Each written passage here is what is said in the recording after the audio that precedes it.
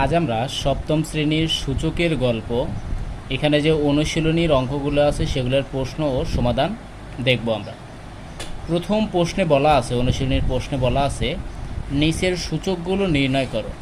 অর্থাৎ আমাদের এখানে প্রথমে ক্রমিক নাম্বার দিছে 1 থেকে 5 পর্যন্ত, এখানে সূচকের গুণাকার দিছে, আর এখানে সূচকের সূচক আকার কী হবে সেটা আমাদের এখানে লিখতে হবে। তোমাদের অনুশীলনের বইতে এরকম অনুশীলনের ফাঁকা জায়গা আছে। আমরা একে একে অনুশীলনের সবগুলো ম্যাথ করার চেষ্টা করব। তবে এই সমস্যাগুলোর সমাধানের ক্ষেত্রে আমাদের বেসিক কিছু জিনিস জানা দরকার। সেটা যে সূচকের গুণ, সূচকের ভাগ, সূচকের সূচক, এই জিনিসগুলো কি সেগুলো আমাদের জানতে হবে। প্রথমে আসি সূচকের গুণ। আমরা সবাই জানি নিচে যেটা থাকে সেটা হচ্ছে বেস বা ভিত্তি, আর উপরে যেটা থাকে সেটা পাওয়ার। অর্থাৎ আমাদের বেস বা ভিত্তি যদি একই রকম থাকে, সূচকের গুণের বেলায় পাওয়ারগুলো কি হবে? যোগ হবে। অর্থাৎ বেস বা ভিত্তি একই রকম হলে পাওয়ারগুলো আমাদের যোগ হবে। অর্থাৎ এখানে বেস আছে এক্স লিখলাম, পাওয়ার আছে এম এন, তাহলে এম প্লাস এন। আমি যে একটা এক্সাম্পল নেই যে 3 পাওয়ার 4 ইন্টু 3 পাওয়ার 6। আমরা এখানে দেখতে পাচ্ছি এখানে বেস 3, এখানেও বেস 3, তাহলে আমরা একটা লিখব। যেহেতু গুণ সেই ক্ষেত্রে আমাদের পাওয়ারগুলো যোগ হবে, তাহলে 4 প্লাস 6 হচ্ছে 3 টু দি পাওয়ার 10। এটা হচ্ছে সূচকের গুণ। এবার আসি সূচকের ভাগ। অর্থাৎ আমাদের বেসগুলো একই রকম থাকবে, আর ভাগের বেলায় পাওয়ারগুলো কী হবে? বিয়োগ হবে। অর্থাৎ x to the power m minus n. আমরা যে আগের উদাহরণটাই নেই, 3 পাওয়ার 4 ভাগ 3 পাওয়ার 6, তাহলে আমাদের এখানে আমাদের বেসগুলো একই রকম, তাহলে বেস লিখলাম 3। যেহেতু ভাগ আছে তাই পাওয়ারগুলো বিয়োগ হবে, অর্থাৎ 4 মাইনাস 6 3 ইনভার্স 2 হবে। অর্থাৎ মাইনাস 6 থেকে 4 গেলে মাইনাস 2 থাকে, এটাই করতে হয় 3 ইনভার্স 2। এবার আসি সূচকের সূচক। অর্থাৎ বেজের উপরে একটা পাওয়ার থাকবে, সেই বেজ এবং পাওয়ারের উপরে আর একটা পাওয়ার থাকবে, অর্থাৎ x to the power m power n. সেই ক্ষেত্রে সূচকের উপর সূচক বা পাওয়ারের উপর পাওয়ার থাকলে আমাদের বেসগুলো গুণ হবে, পাওয়ারগুলো গুণ হবে। তাহলে হবে x to the power m into n. আমরা যে এরকম নেই 4 টু দি পাওয়ার 3 পাওয়ার 2, আমরা দেখতে পাচ্ছি সূচকের উপরে সূচক আছে, অর্থাৎ পাওয়ারের উপরে পাওয়ার আছে। তাহলে আমাদের হবে প্রথমে আমরা বেস লিখব 4, 3 পাওয়ার 2, তাহলে 3 ইন্টু 2, তাহলে আমরা পাচ্ছি 3 গুণে 6, তাহলে 4 টু দি পাওয়ার 6। আমরা এই জিনিসগুলো দেখলাম। এবার আমরা অনুশীলনীর অঙ্কগুলো সমাধান করব। আমরা যদি 1 নম্বর সমস্যায় আসছি, এখানে লেখা আছে সূচকের আকার। এই সূচকের আকারগুলোকে আমরা সূচকের সূচক আকারে প্রকাশ করব। দেখো 1 নম্বরে দেওয়া আছে 8 to the power 14 into 8 to the power 14, এইরকম 4 বার দেওয়া আছে। অর্থাৎ আমাদের বেসগুলো একই রকম আছে, অর্থাৎ আমাদের এখানে বেস হচ্ছে 8, তাহলে আমরা একটা বেস লিখব, অর্থাৎ সূচকের সূচক আকারে লিখব।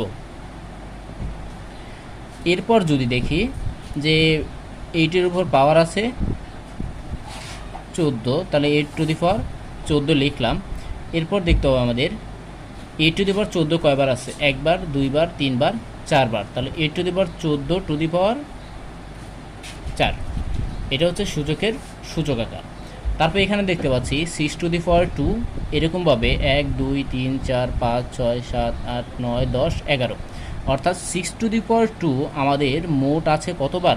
11 বার। তাহলে 6 টু দি পাওয়ার 2 লিখব, উপরে পাওয়ার আকারে লিখব কত? 11। এরপর যদি 3 নম্বরে আসি, এখানে আছে 14 to the power 2 into 14 to the power 3 into 14 to the power 3, 14 to the power 3 হচ্ছে 2 বার আছে, তাহলে আমরা 14 টু দি পাওয়ার 3 লিখব, উপরে পাওয়ার আকারে 2 লিখব। আবার এখানে 18 two the power 9, 18 two the পাওয়ার 9 আছে 1 2 3 4, তাহলে আমরা 18 টু দি পাওয়ার 9 লিখব, তার উপরে 4 লিখে দেব। আমরা এখানে দেখতে পাচ্ছি 25-এর উপরে পাওয়ার আকারে আছে 4, কিন্তু একবার আছে, সুতরাং আমরা এটাকে লিখতে পারি 25 টু দি পাওয়ার 4 বা 5 টু দি পাওয়ার 2 পাওয়ার 4, অর্থাৎ আমরা 5-এর উপর পাওয়ার 2 দিছি, অর্থাৎ 5 দুইবার গুণ হবে, তাহলে 5 5 25, পাওয়ার উপরে 4 আছে, তাহলে এটাই হচ্ছে। এবার আমরা প্রশ্ন 2 দেখব, অর্থাৎ আমরা 1 নাম্বারটা এতক্ষণ সমাধান করলাম, এবার দেখব 2 নাম্বার। এখানে বলছে নিচের সূচকের সংক্ষিপ্ত আকারগুলো নির্ণয় করো। আমরা আগের বারে সূচকের সূচক আকার নির্ণয় করছি, এবার সূচকের গুণাকার দেওয়া থাকবে, সেখানে সূচকের সংক্ষিপ্ত আকার নির্ণয় করতে হবে। দেখো সেটা আমরা কীভাবে করি, এখানে ক্রমিক নাম্বার 1-এ দেওয়া আছে, সূচকের গুণ আকারে আছে 437 পাওয়ার 2, তার উপরে পাওয়ার আকারে আছে 11। আমরা সূচকের সংক্ষিপ্ত আকার কীভাবে লিখবো সেটা দেখি। প্রথমে আমরা লিখব, দেখো পাওয়ারের উপর পাওয়ার আছে, তাহলে পাওয়ারগুলো কী হবে, গুণ হবে।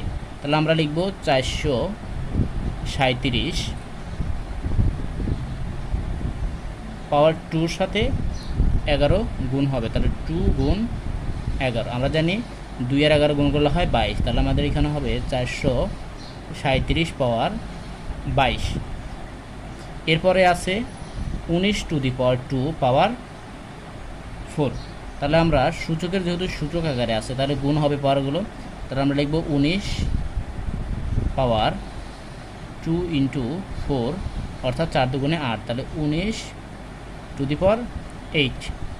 এরপর আছে 34 টু দি পাওয়ার 3 পাওয়ার 3, তাহলে আমরা লিখব 34 পাওয়ার 3 ইন্টু 7, অর্থাৎ 3 7 21, অর্থাৎ 34 টু দি পাওয়ার 21।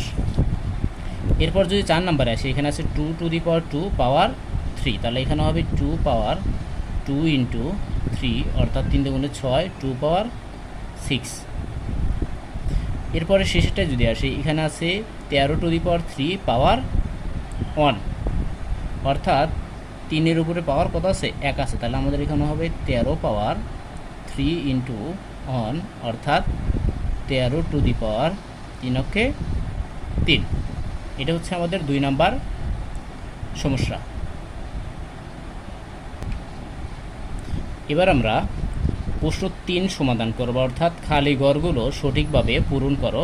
এটা হচ্ছে পৃষ্ঠা 28-এর একটা অঙ্ক, সে আমাদের ছকটা পূরণ করতে হবে। এই ছকটা পূরণের ক্ষেত্রে আমরা এর আগে একটা জিনিস শিখছিলাম, সেটা হচ্ছে সূচকের গুণ, সূচকের ভাগ, সূচকের সূচক, এই 3টা জিনিস দ্বারা আমরা এই ছকটা পূরণ করব। এটা যদি বুঝে থাকি তাহলে আমরা এটা পূরণ করতে পারবো। এখানে লেখা আছে খালি ঘরগুলো সঠিকভাবে পূরণ করো।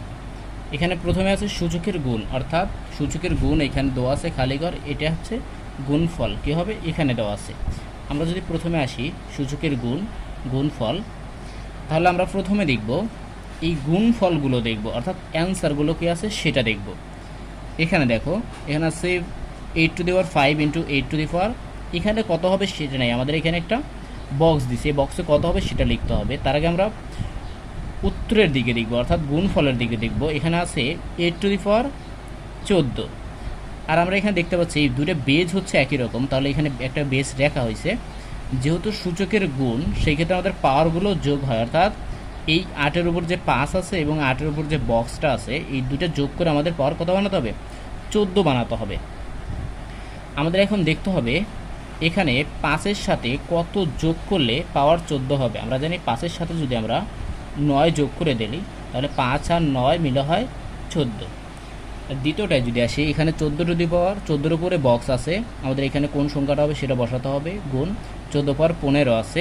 আর আমরা অ্যান্সার দেখতে পাচ্ছি এখানে আছে 14 টু দি পাওয়ার 22, অর্থাৎ এই পাওয়ার 15-এর সাথে এই বক্সে এমন কোন সংখ্যা বসালে এখানে 22 হয়।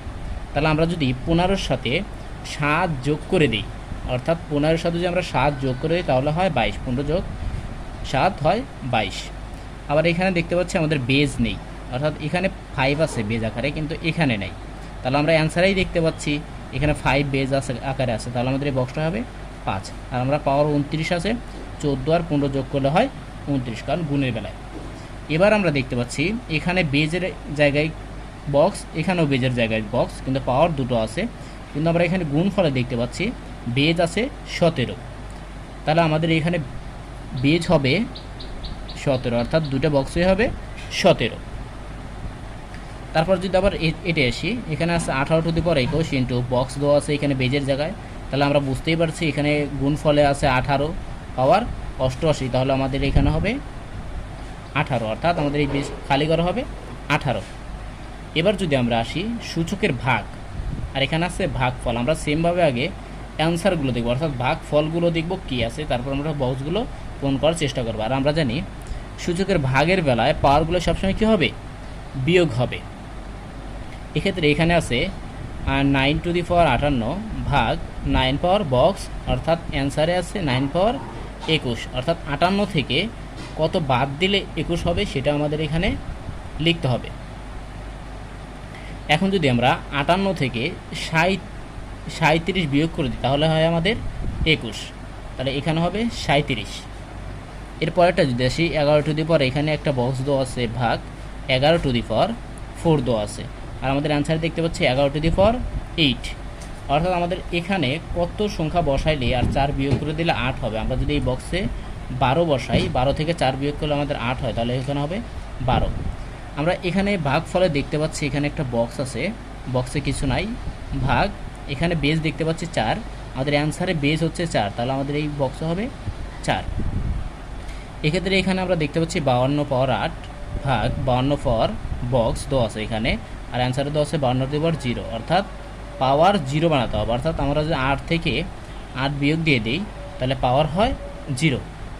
এরপর আছে 47^21 ভাগ 47^, একটা বক্স দিছে, আর আমরা এখানে উত্তরে দেখতে পাচ্ছি 47 ইনভার্স 3 আছে, অর্থাৎ ইনভার্স 3 আছে। এখানে পাওয়ার আকারে কত বসালে -3 আসবে, অর্থাৎ ইনভার্স 3 আসবে।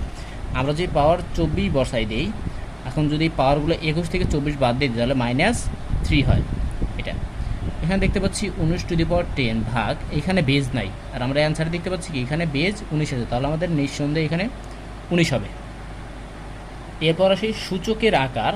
সূচকের আকার থেকে সূচকের সংক্ষিপ্ত আকার লিখতে হবে।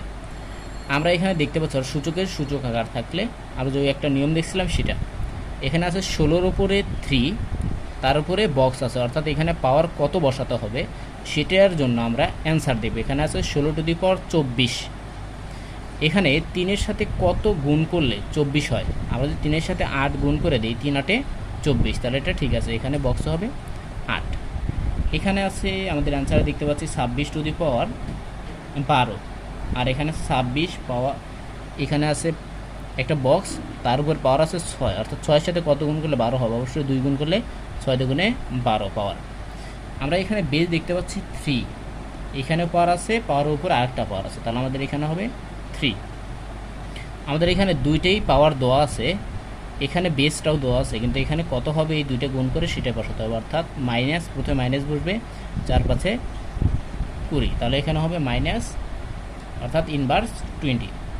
এরপর যদি আসি এখানে আছে 15^-7 পাওয়ার -2, এখানে বেস 15 দেওয়া আছে, তো এখানে পাওয়ার আকারে কত বসবে সেটা বসাতে হবে। আমরা জানি সূচকের উপর সূচক থাকলে পাওয়ারগুলো গুণ হয়, মাইনাস প্লাস হয়ে যাবে, 7×2 = 14, এরকম হয়ে যাবে।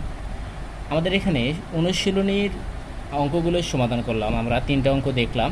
এরপর ধারাবাহিকভাবে আমরা পরবর্তী ক্লাসগুলো আলোচনা করব। তোমরা এই পরবর্তী ক্লাসগুলো পাওয়ার জন্য চ্যানেলটি সাবস্ক্রাইব করে রাখবে।